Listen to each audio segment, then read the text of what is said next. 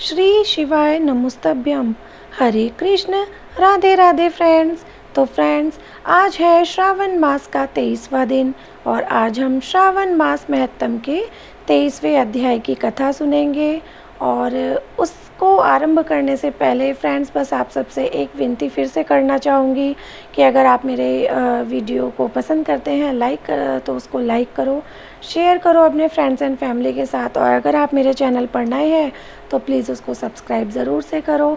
और मेरी वॉइस थोड़ी सी बैठी बैठी हो गई है क्योंकि कोल्ड जैसा फील हो रहा है, तो प्लीज़ अगर आपको थोड़ा सा अनोइंग लगे वॉइस तो प्लीज़ उसको अवॉइड करिएगा। और अब हम लेते हैं भगवान शिव जी और माता पार्वती से आशीर्वाद कि उनकी कृपा आप सब पर, हम पर यूं ही बनी रहे। और अब हम करते हैं भगवान श्री गणेश का ध्यान और करते हैं आज की कथा आरंभ।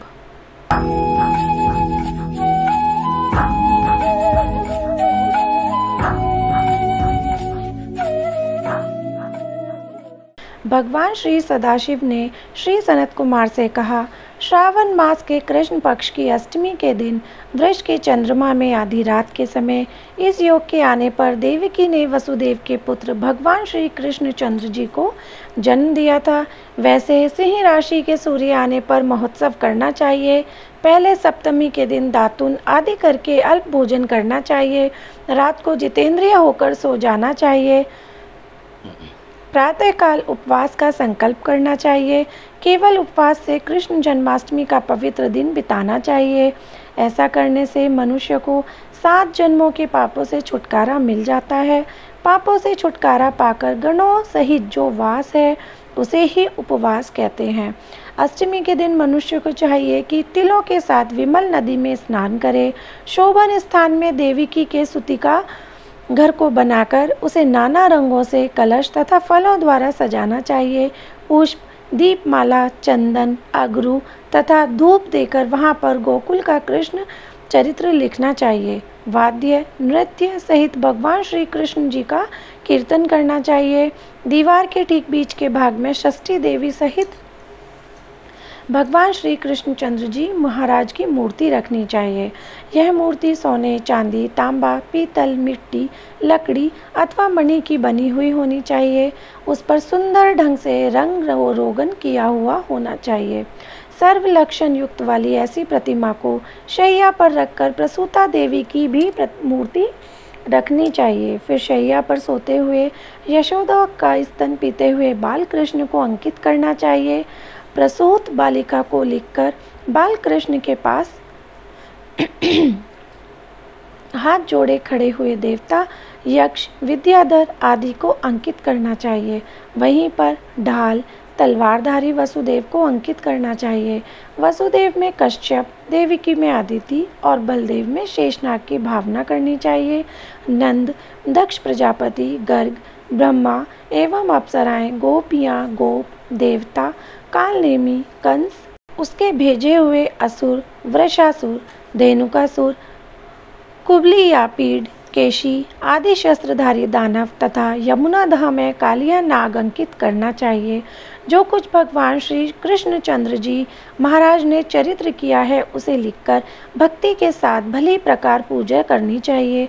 सतत वेणु, वीणा, निनाद सहित गायनादि से किन्नरों द्वारा स्तुति की जाती हुई तथा श्रृंगार, दर्पण, दूर्वा, दधि, कलश धारण किए किन्नरों से सेवित अपने निवास स्थान पर खूब प्रसन्न मुख पुत्र वाली वह देव माता देवकी कृष्ण के सहित वसुदेव के साथ चारपाई पर लेटी हुई दिखानी चाहिए।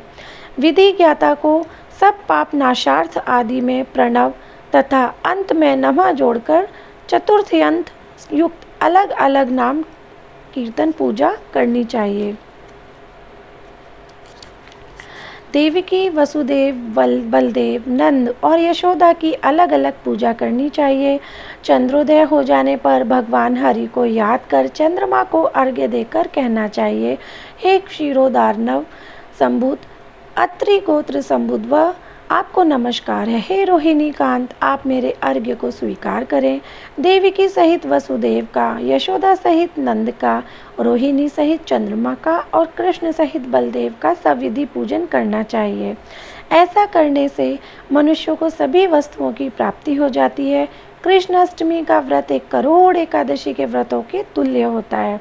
इस तरह रात को पूजा करके नवमी को प्रातःकाल देवी भगवती विंध्यवासिनी का कृष्ण तुल्य महोत्सव करना चाहिए। भक्ति सहित ब्राह्मणों को भोजन करवाकर अभिष्ट गोधन आदि का दान करना चाहिए और कहना चाहिए, भगवान श्री कृष्णचंद्र जी महाराज मुझ पर प्रसन्न हो। मैं गौ तथा ब्राह्मण रक्षक वासुदेव को नमस्कार करता हूँ। शांति हो तथा कल्याण हो, इस तरह कहकर विसर्जित करना चाहिए। सगे संबंधियों के साथ स्वयं मौन रहकर भोजन करना चाहिए। जो देवी तथा भगवान श्री कृष्णचंद्र जी महाराज का प्रतिवर्ष महोत्सव करता है, वह उपरोक्त फल प्राप्त करने के साथ साथ आरोग्य तथा अतुलनीय सौभाग्य भी प्राप्त करता है। इस लोक में धर्म बुद्धि होकर अंत में बैकुंठ को जाता है। हे तात, अब मैं तुम्हें उद्यापन के संबंध में कहूँगा।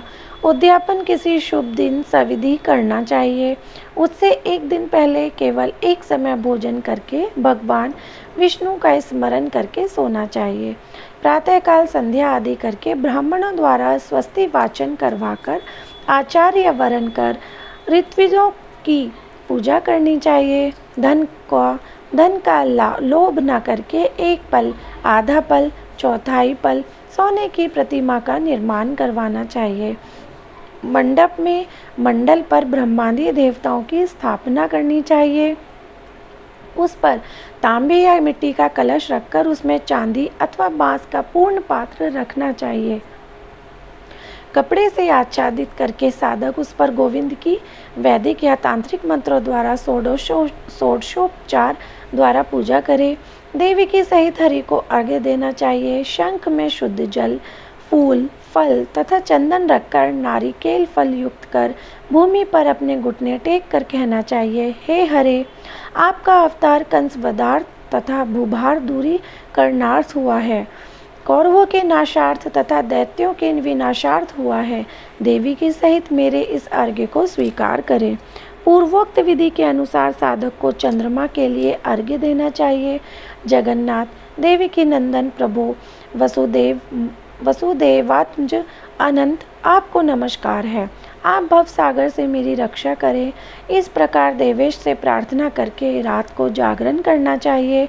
अगले दिन प्रातःकाल जनार्दन की पूजा करके भक्ति सहित मूल मंत्र द्वारा पायस, तिल तथा शुद्ध घृत से 108 बार होम करके पुरुष सूक्त से हवन करना चाहिए। इंदम विष्णु, इस मंत्र से होम कर पूर्णाहुति होम शेष करना चाहिए। आचार्य का भूषणाच्छादन आदि द्वारा पूजन करना चाहिए। व्रत की समाप्ति के लिए एक कपिला गौ देनी चाहिए। पयस्विनी, सुशीला, सवत्सा, सगुना, स्वर्ण श्रृंगी, रौप्यखुरा, कांस्य, दोहिनी, युवा, मोती की पूंछ वाली, तांबे की पीठ वाली, गले में सोने की घंटी वाली, कपड़े द्वारा आच्छादित तथा दक्षिणा सहित गौ को दान करने से व्रत परिपूर्ण हो जाता है। अभाव में दूसरी गौ के दान करना चाहिए। ऋत्विजों को वर्ण क्रम की श्रेष्ठता से दक्षिणा देनी चाहिए। 8 ब्राह्मणों को भोजन करवाकर एकाग्र मन से दक्षिणा तथा जल से भरे 8 घड़े दान करने चाहिए। फिर ब्राह्मणों से आज्ञा लेकर सगे संबंधियों के साथ मिलकर भोजन करना चाहिए। हे तात, इस प्रकार व्रतोद्यापन कर्म करें तो मनुष्य उसी काल पाप से रहित हो सकता है। पुत्र पौत्र धन धान्य से परिपूर्ण हो इस संसार में विबुधोत्तम बहुत काल तक सुख भोग कर अंत में बैकुंठ को जाता है। तो फ्रेंड्स, यहाँ समाप्त होता है हमारा श्रावण मास का 23वां अध्याय। आशा करती हूँ कि आपको ये अध्याय श्रवण करने में आनंद आ रहा होगा, जैसे मुझे सुनाने में आनंद आता है।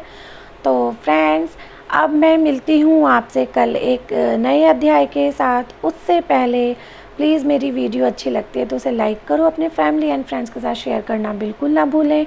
और अगर आप मेरे चैनल पर नए हैं, मेरी वीडियो पहली बार देख रहे हैं, तो प्लीज़ उसे मेरे चैनल को सब्सक्राइब करो और उसके साथ जो बेल आइकन है उसको प्रेस करना बिल्कुल ना भूलें। मैंने तो कर दी है जन्माष्टमी की तैयारियां शुरू, तो अब मैं जल्द से जल्द कोशिश करती हूँ आपके साथ मैंने क्या क्या शॉपिंग करी है जन्माष्टमी के लिए उसकी वीडियो आपके साथ शेयर करूँ।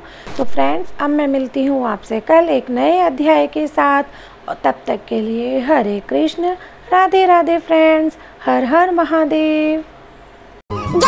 वीडियो खत्म हो चुका है। मेरी वीडियो को तो लाइक और शेयर करते नहीं हो। अगर तुम मुझे पसंद करते हो तो चैनल को सब्सक्राइब कर दो।